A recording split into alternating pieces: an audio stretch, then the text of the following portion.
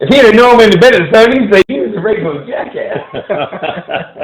What's up, Hood Nation, and thanks for joining us on the Dome Patrol podcast. I'm your host, Jeff. And my John scale rating right now, I'm going to go with, I feel like a 1, it might be a 2. I just spilled the drink, so it may be a 7.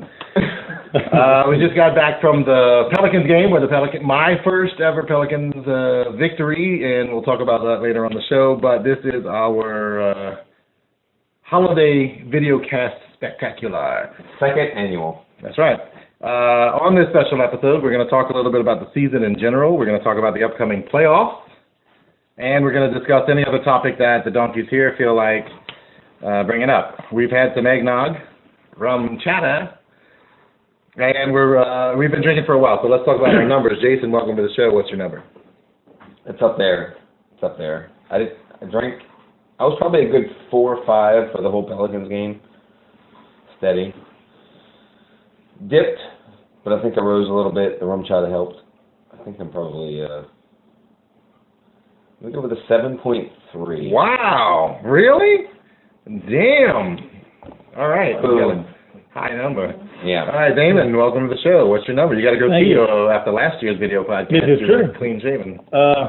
Wow. No, he had a goatee last. No, he didn't. No, I was you at least had a You had something going on. You weren't completely He shaven. was like a baby face. No way. I was clean shaven. You're right. First time in like. I don't think you were clean shaven for the podcast. He was. You had something going on. Maybe not for the podcast, but for the video No, cast. for the video podcast, he had a goatee, or at least a mustache. He had something. Well, there's video evidence. So there's video evidence. And Neil. I'm asking you right now. You are the only one that can back me up, and I know I'm right. You're wrong. And you know you're right. I too. just watched it before we did the show. Right, What's your number? I'll say a 3.5.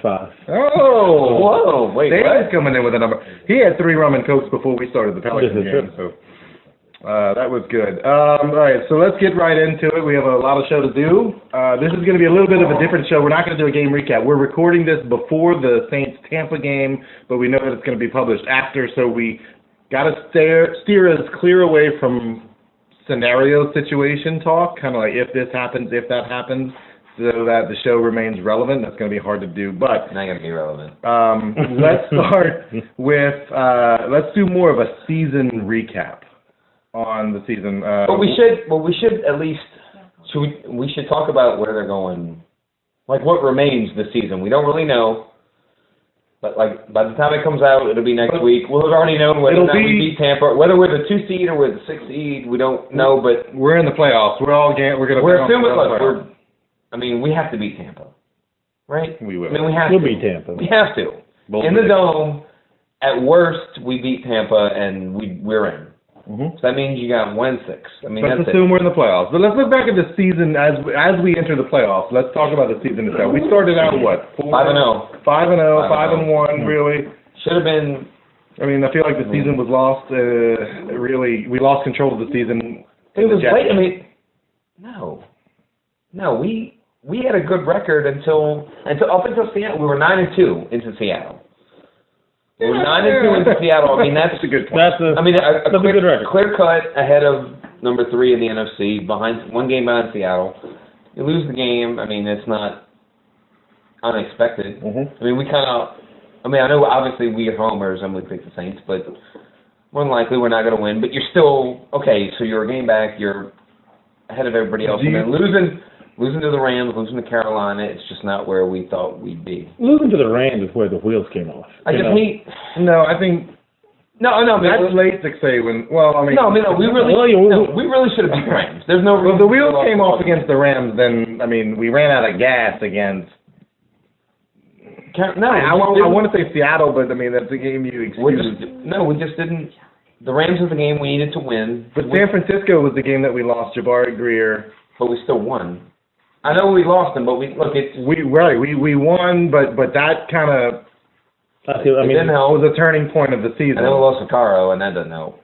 The Vaccaro injury it sucks. We played that game without Vaccaro. He came back, and now he's out. So now we're going into the playoffs without Harper, right? Right. It sucks. And you talked about earlier when we were talking about planning for the show that Joe Morgan, the loss of, who was it that one of you that said the loss of the Joe loss Morgan, of him is big. Which we never talked about on the show. Well, we talked about it when it happened, In but the after that, beginning of the season. you forget about it. It's old news, but I mean, Right. it's big. I mean, Right. if you have him on the team, our receivers can't get open. That's why. I mean, we haven't scored a lot of points in the last Yeah. 3-4 games.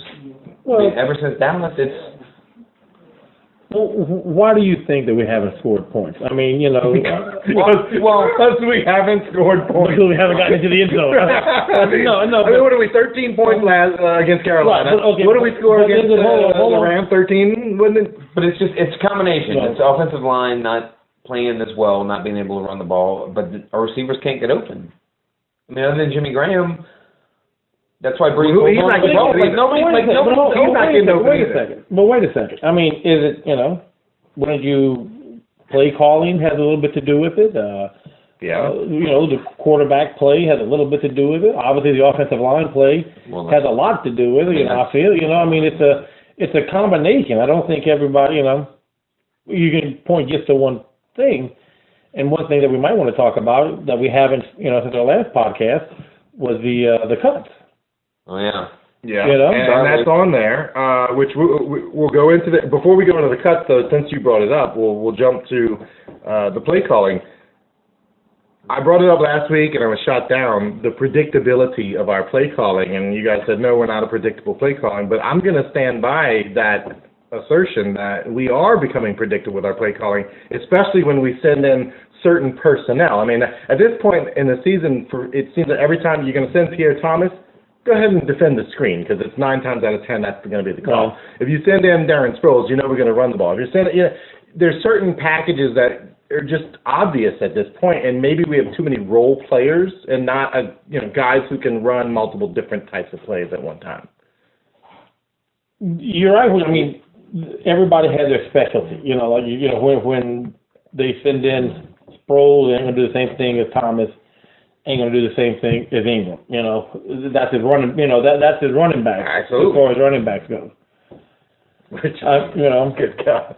But again, you know, we had talked about it on the road about stop being so fancy with your packages. Quit sending in 4 different guys every. That's usually what Snap. we do. Yeah, we run a snap, we play guys, and then 4 guys. Four guys come on, 4 guys come off. Which then slows the time, or what, it cuts back on the time that you have, Drew Brees is going to have to diagnose the defense and make an adjustment if he needs to do that, in which case he holds onto the ball too long, leads to a sack or we get false starts. I mean, how many times have we not been ready?